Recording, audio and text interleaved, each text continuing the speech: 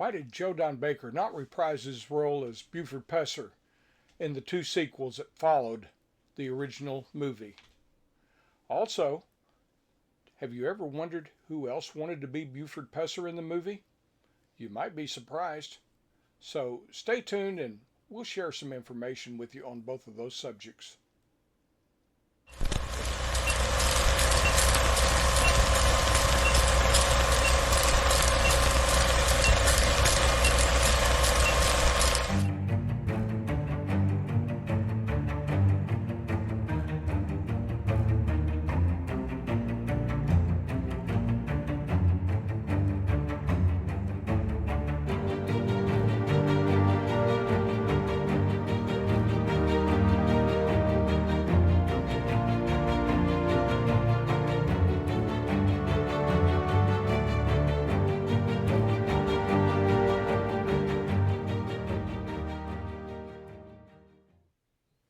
Walking Tall, 1973, a really great movie, one of my favorites of all times.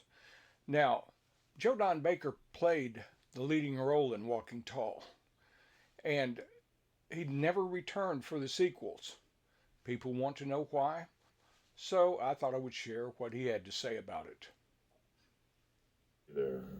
I've always been fascinated with movie sequels. A lot of people, of course, remember you for Walking Tall. Why did you decide not to do the second film? Well,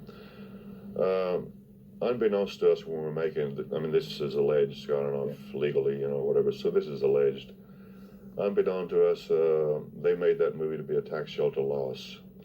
They opened it in terrible locations, gave it terrible ads, and it did lose in the very beginning here in America, but a man picked it up and took it to the Orient, and it went wild over in the Orient, made a lot of money. So then they brought it back and re-released it and made a lot of money. So when it came time for the sequel, the the guy who wrote it and produced it, the director and the cinematographer and I told them what they could do with their sequels. Because it's the old thing of you fooled me once, shame on you, fooled me twice, shame on me. So we figured, since they tried to make the thing a loss and, tried to slough it off like it was nothing, why should we help them make a sequel? So they had to go get all new people. A little revenge, You played some... See, Buford actually was going to do the sequel. They tested him and he passed, and they signed a contract that one morning. That night they had a party in the adjacent town, and on the way back from the party, he had the car wreck and died. Yeah. So there you have it. As far as Joe Don Baker went, it was a matter of trust, because the studio had planned to make the movie a loss, and instead it became a big hit. Baker just didn't trust the studio any longer, so he refused to do the parts. Now, Joe Don Baker wasn't the only one that was considered for the part of Buford Pusser. There was also, like, Clint Walker. Now, Walker was best known for roles in action movies, westerns, so he would have been great for the part of Buford Pusser in Walking Tall. But he wasn't the only one that wanted that role. There was also another actor of that era that really coveted the part. You'll never believe who it was. Andy Griffith, Sheriff Taylor of Mayberry. I think that had they cast him in the role of Buford Pusser, it might not have been good for the movie. He was typecast. Although Griffith was a very accomplished actor by that time, most of his roles had been in comedies, and therefore, most of the people would not have taken the movie Walking Tall seriously. Now, we can have a little bit of fun with this, so let's try it out. Now, in the Joe Don Baker version of Walking Tall, the chief deputy was played by Bruce Glover. He played the character Grady Coker. Now, compare that to what Andy Griffith might have done when he picked his chief deputy, Barney Fife. Just imagine what it would have been like. Andy and Barney talking about a raid on the state line where there was so much vice, illegal gambling, alcohol, and prostitution.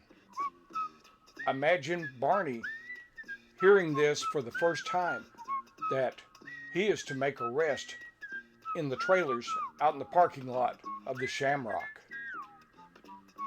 Then, imagine what his expression would be when he walked into one of those trailers.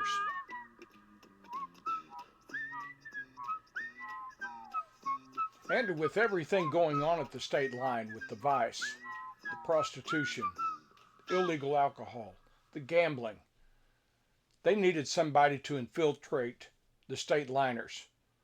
And I don't think that Barney Fife would have been a good fit for an undercover man.